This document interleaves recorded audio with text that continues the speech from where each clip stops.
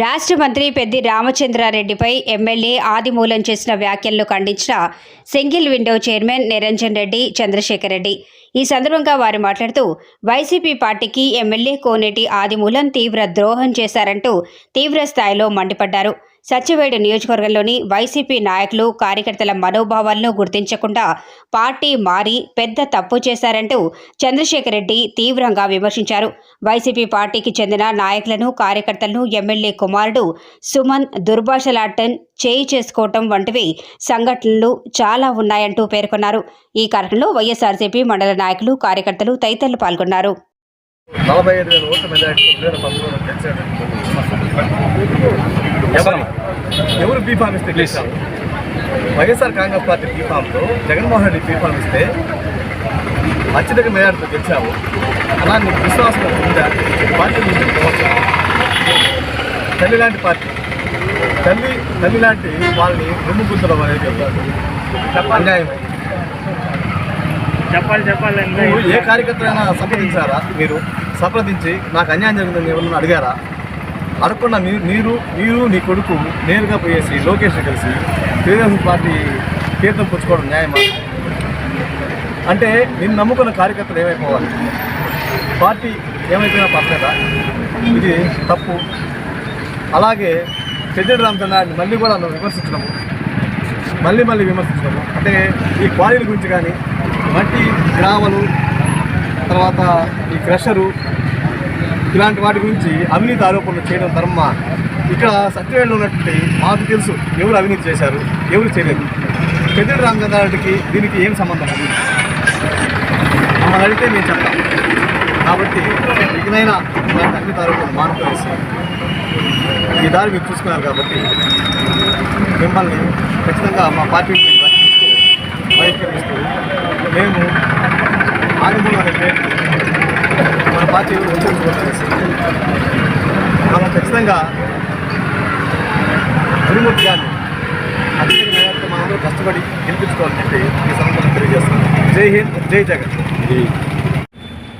అంటే ఒక రకంగా చెప్పాలంటే సత్యవేడు నియోజకవర్గ వైఎస్ఆర్సీపీ పార్టీకి నిన్న మధ్యాహ్నం నుంచి చాలా శుభగడియలు ఆరంభమైనాయి అనడానికి నిదర్శనమే నిన్న ఎమ్మెల్యే గారు అతని కుమారుడు లోకేష్ గారిని కలవడం అనేది.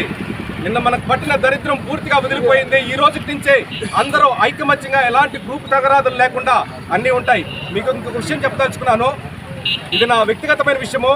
మా తండ్రి గారు చనిపోతే నేను బెంగళూరు దగ్గర ఉన్నాను. ఆ రోజు రావడానికి నాకు లేట్ అయితే నేను పార్టీలో ఉండి కూడా అతను ఎంత కక్ష కట్టున్నాడంటే నా మీద, నేను లేని సమయంలో నా తండ్రి గారికి పూలమాలు వేసి వెళ్ళిపోయినారు. ఇక్కడుండే నాయకులు చెప్పినారు నిరంజన్ లేడు, వచ్చిన తర్వాత ఉండండి అని. కనీసము అతను నాకు ఒక్క ఫోన్ కూడా చేసి నన్ను ఏమి ఇలా జరిగింది, ఓదార్పు అనేది ఒకటి ఉంటుంది కదా, ఒక పెద్ద ఆయన కదా. ఇప్పుడు పెళ్లిళ్ళలో శుభకార్యాలు అయితే కలవరు, ఒక దుఃఖ కార్యంలో కలుస్తారు కదా. నా తండ్రిని చంపుకొని ఉంటే కూడా కనీసం ఇంగిత జ్ఞానం ఉండే ఎవరైనా పలకరిస్తారు. ఆ రోజు అనుకున్నా నేను ఈయన కడుపులో ఎంత విషం పెట్టుకున్నాడా అని. ఆ రోజు మా తండ్రి కర్మక్రియలు అయిన రోజు తీసిన గడ్డామని మళ్ళీ ఆ తర్వాత పెంచిన ఏనాటికైనా నియోజకవర్గం నుంచి దీన్ని తరిమేయాలనే ఒక వగ్గుంఠితమైన దీక్షతో ఆ రోజు నేను గడ్డాం పెంచడం జరిగింది. నిన్న మీరు తెలుగుదేశం పార్టీలో చేరిన తరువాత నేను ఈరోజు షేవింగ్ చేయడం జరిగింది.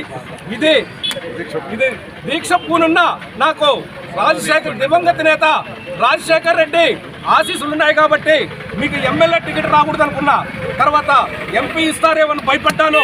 కానీ పూర్తిగా మీరే తెలుగుదేశంలో వెళ్ళిపోతే ఇప్పుడు వైఎస్ఆర్ కాంగ్రెస్ పార్టీ వాళ్ళు స్వేచ్ఛా వాయువులు పీల్చుకుంటున్నారు. ఇంకొక విషయము, మీరు ఇప్పుడు తెలుగుదేశం వాళ్ళకి ఒక విషయం చెప్పదలుచుకున్నా. ఇక్కడ చల్లని నోటు అక్కడ చెల్లుతుందా? ఇక్కడ చల్లని నోటు అక్కడ చెల్లుతుందా? ఇక్కడ విషము మీకు విషం కాకుండా పోతుందా? మిమ్మల్ని గురించి మీరు లోకలే తెలుగుదేశం పార్టీ వాళ్ళకి తెలియదా?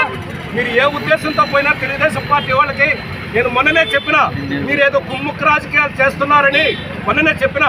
రాజ్యసభ ఎలక్షన్ జరుగుతూ ఉంది. మీరు ఒక శాసనసభ్యుడిగా ఉండి మాజీ ముఖ్యమంత్రిని కలవకుండా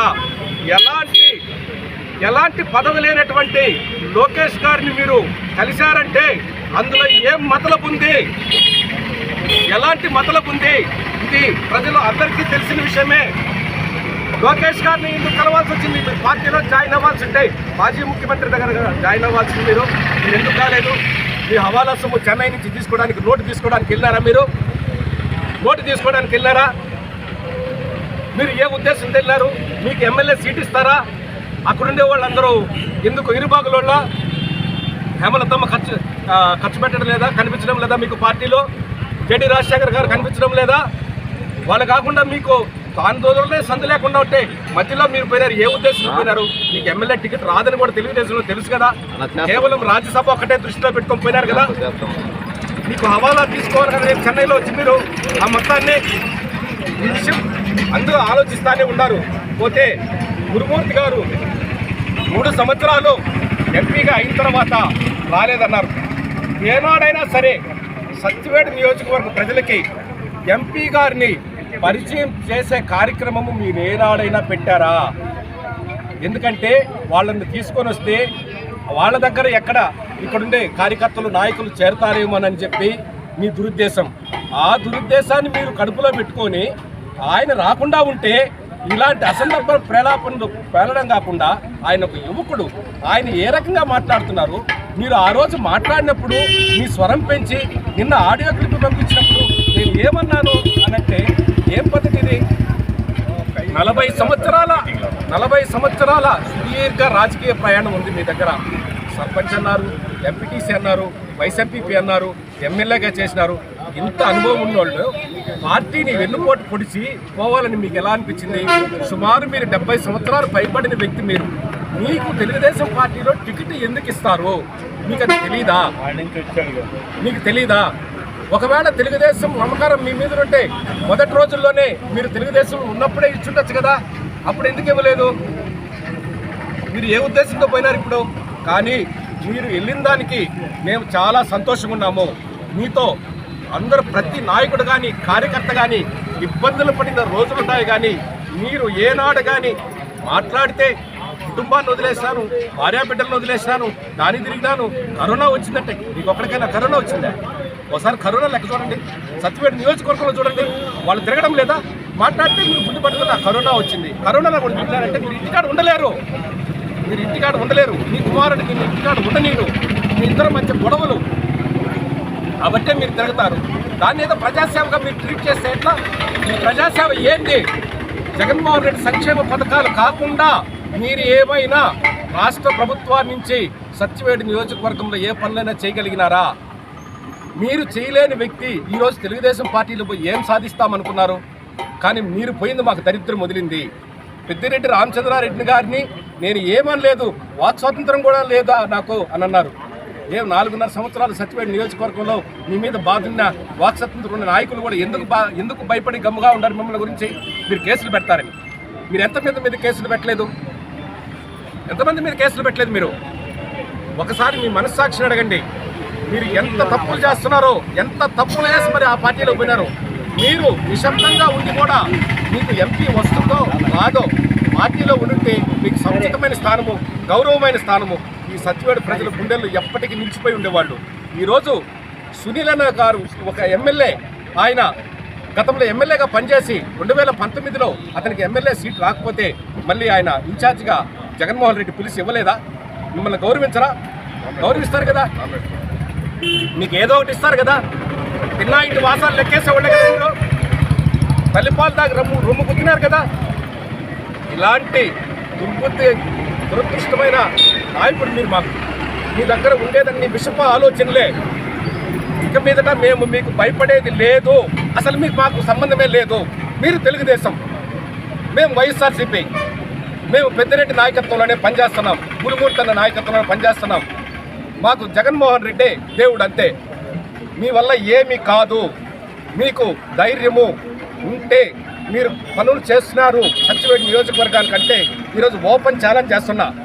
మీరు సత్యవేడికి తెలుగుదేశం టికెట్ తెచ్చుకోండి.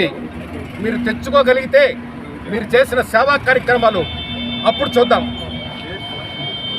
ఈ అవకాశాన్ని ఇచ్చిన అందరికీ శుభాకాంక్షలు తెలుపుకుంటూ థాంక్స్.